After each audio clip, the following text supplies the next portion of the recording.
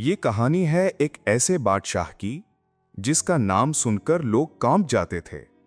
उसकी आंखों में घमंड था, चेहरे पर तकब्बुर और दिल में सिर्फ ताकत की आग जलती थी। उसका महल बुलंद जरूर था, मगर इंसाफ बहुत नीचा हो चुका था। उसकी सल्तनत में कोई जुबान खोल नहीं सकता था, क्योंकि जुबान खोलना मौत को आवाज देने के बराबर था। बादशाह कहते हुए हंस देता, मेरे हुक्म के सामने आसमान भी झुक जाता है। लेकिन उसे यह मालूम ना था कि आसमान का भी एक रब होता है, जो जालिमों को देर से ही सही मगर पकड़ता जरूर है। हर दिन महल के दरवाजे पर फरियादें होती थीं और हर दिन बादशाह चिल्लाता था, खामोश रहो, ये मेरी सल्तनत है। एक दिन महल के सहन में एक बूढ़ा फकीर आया, कपड़ों में पैबंद, हाथ में लकड़ी का आसा। उसने धीमी आवाज में कहा, ए बादशाह, याद रख, जुल्म ज्यादा देर नहीं चलता। बादशाह हंस पड़ा और बोला, बूढ़े, तेरे जैसे हजारों को मैंने खामोश किया है। मेरा हुक्म जमीन का कानून है और मेरा इंसाफ किसी को जवाब नहीं देता। फकीर ने सर उठाया, उसकी आंखें आसमान की तरफ देख रही थीं और कहा, जो अपने रब से बड़ा समझने लगता है, उसका जवाल शुरू हो जाता है। बादशाह ने गुस्सा करके सिपाहियों को हुक्म दिया, इस बूढ़े को शहर से निकाल दो। फकीर चल दिया, लेकिन जाते जाते उसकी आंखों में खामोश दुआ थी जो सीधा आसमान तक पहुंच गई। उस रात महल के कोनों पर बिजली चमकी, हवा तेज चलने लगी और दरवाजे खुद ब खुद हिलने लगे। बादशाह अपनी कुर्सी पर बैठा था, ताकत पर फख्र करता हुआ, लेकिन उसे यह नहीं मालूम था कि ताकत दुआओं पर नहीं, बद्दुआओं पर लिलने लगती है। अगली सुबह शहर के लोग ने देखा, दरबार में इंसाफ नहीं, खौफ था। गरीबों के घर जले हुए, औरतों की चीखें और बादशाह का एक ही हुक्म, जो मेरा मुखालिफ हो उसे मिटा दो। उसके चेहरे पर गुरूर था और आंखों में पागलपन। फकीर के लफ्ज अब भी आसमान में गूंज रहे थे, जुल्म ज्यादा देर नहीं चलता। लेकिन बादशाह समझता था कि वो हमेशा जीतेगा। उसने अपने सिपाहियों से कहा, मेरे खिलाफ बोलने वाला हर इंसान ढूंढ लो, मैं उन सबको मिटा दूंगा। शहर में आग लग गई और लोगों के दिल ठंडे हो गए, लेकिन उनकी आंखों में अब भी उम्मीद थी। उम्मीद के रब एक दिन इन सब का हिसाब लेगा। उस वक्त महल के कोने में बादशाह ने देखा कि एक छोटी लड़की अपनी मां के साथ रो रही है। मां चिल्लाई, मेरे बच्चे ने कुछ नहीं किया। लेकिन सिपाहियों ने उसे खींच लिया और बादशाह के सामने ला खड़ा कर दिया। लड़की का मासूम चेहरा और मां के आंसू दोनों उसके दिल पर कुछ देर के लिए ठहर गए। लेकिन फिर भी उसने ठंडी आवाज में कहा, इन दोनों को कैद कर दो ताकि कोई दूसरा मेरी सल्तनत के खिलाफ बोलने की हिम्मत ना करे। और फिर वो उठकर चल दिया। रात भर हवा चलती रही और महल के ऊपर का चांद जैसे उसके जुल्म का गवाह बन गया था। वक्त चल रहा था और ताकत उसके खिलाफ लिख रही थी वो कहानी जिसका अंजाम वो खुद लिखने वाला था। वक्त गुजरता गया और बादशाह का तकब्बुर बढ़ता गया। उसे लगा कि दुनिया उसके पैरों तले है। उसके लिए इंसान सिर्फ मोहरे थे, जिनके जज्बात, दुख और आंसू उसके फैसलों के सामने बेमानी हो गए थे। उसके दरबार में हर दिन ताकत का नया तमाशा लगता। अमीर लोग उसके करीब और गरीब लोग दूर, बिल्कुल उसी तरह जैसे सूरज सिर्फ महल के शीशों को रोशन करता, पर गरीबों के घर हमेशा अंधेरे में रहते। बादशाह ने फैसला किया कि उसकी तस्वीर हर दीवार पर लगनी चाहिए। सिपाहियों ने पूरी सल्तनत में ऐलान कर दिया, हर घर, हर बाजार, हर मस्जिद में बादशाह की तस्वीर जरूर लगी होगी। जो मना करे उसे बगावत समझा जाएगा। लोगों के चेहरे पर खौफ था और दिलों में नफरत। लेकिन एक शाम महल के अंदर बादशाह अपने आईने के सामने खड़ा था। उसने अपनी आंखों में देखा, मगर पहली बार कुछ अजीब महसूस किया। आंखों में थकान थी। उसने सोचा, मैं दुनिया से जीत गया हूं, मगर दिल से हार गया हूं क्या?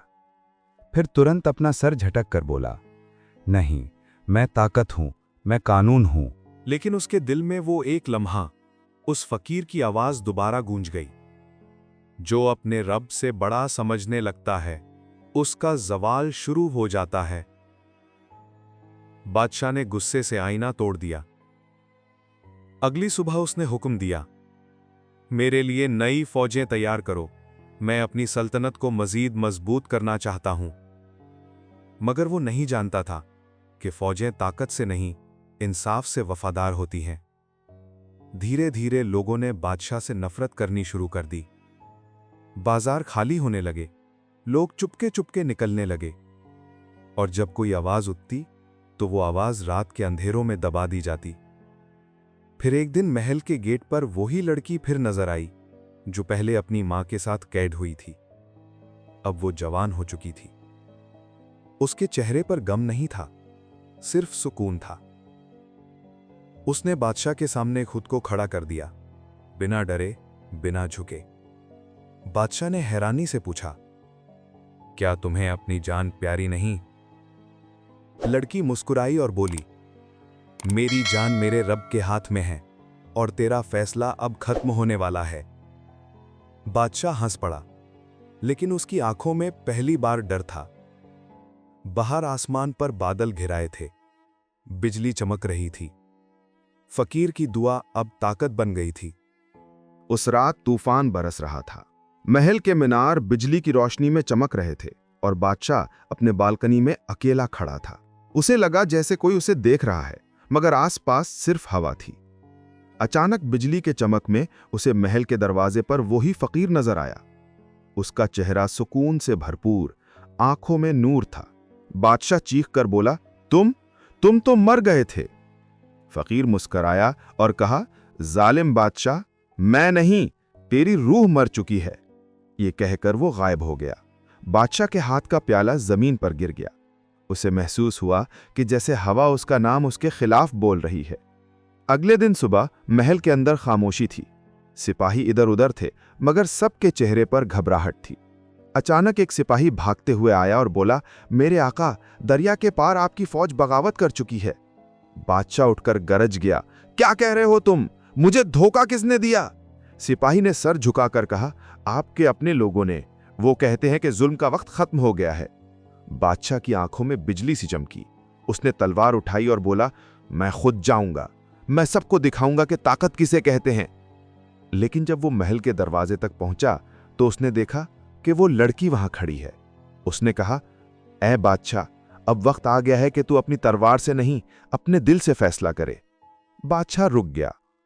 उसने देखा कि उसके आसपास के सिपाही उसे नहीं देख रहे, जैसे वक्त रुक गया हो। उसके कानों में एक आवाज गूंजी, जुल्म का अंजाम सिर्फ शर्मिंदगी है। उसने तलवार नीचे गिरा दी। वो घुटनों पर गिर गया और पहली बार उसके होंठों से निकला, मुझे माफ कर दे मेरे रब। महल के अंदर हवा रुक गई, आसमान साफ हो गया। दूर कहीं से अजान की आवाज आई। उस वक्त बादशाह को महसूस हुआ कि जिंदगी का असल सुकून ताकत में नहीं, इंसाफ में है। मगर ताकत जब टूटती है तो सल्तनत भी हिल जाती है। और यही था जालिम बादशाह के जवाल का पहला इशारा। सुबह का सूरज निकला तो महल के दीवार पर एक नई रोशनी थी, जो सालों तक अंधेरों में डूबी हुई थी। बादशाह जमीन पर घुटनों के बल बैठा था, सर झुका हुआ, आंखों से आंसू बह रहे थे।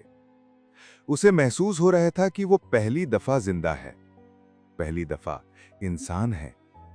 उसके दिल में वो सब यादें लौट रही थीं, वो लोग जिनके साथ उसने जुल्म किया, वो मां जो रो रही थी, वो लड़की जो उसके सामने खामोश खड़ी थी। हर आवाज अब उसके जहन में गूंज रही थी।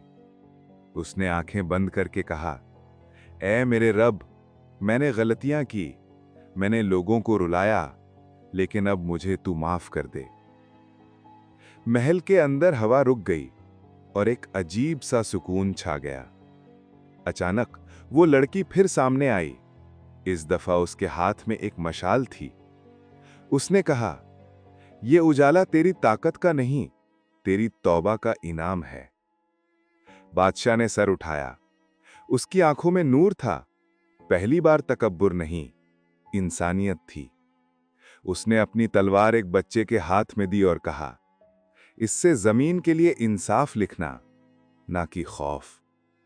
फिर वो उठा और महल के दरवाजे के बाहर चला गया, जहां सूरज उसके चेहरे पर रोशनी डाल रहा था। शहर के लोग इकट्ठा हुए। किसी को यकीन नहीं आ रहा था कि वही जालिम बादशाह अब उनके सामने एक मासूम इंसान बन गया है। उसने कहा, आज से ये सल्तनत मेरी नहीं, तुम सब की है। अब यहां फैसला तलवार नहीं, इंसाफ करेगा। लोग रो पड़े, कुछ ने दुआ दी, कुछ ने हाथ उठाए।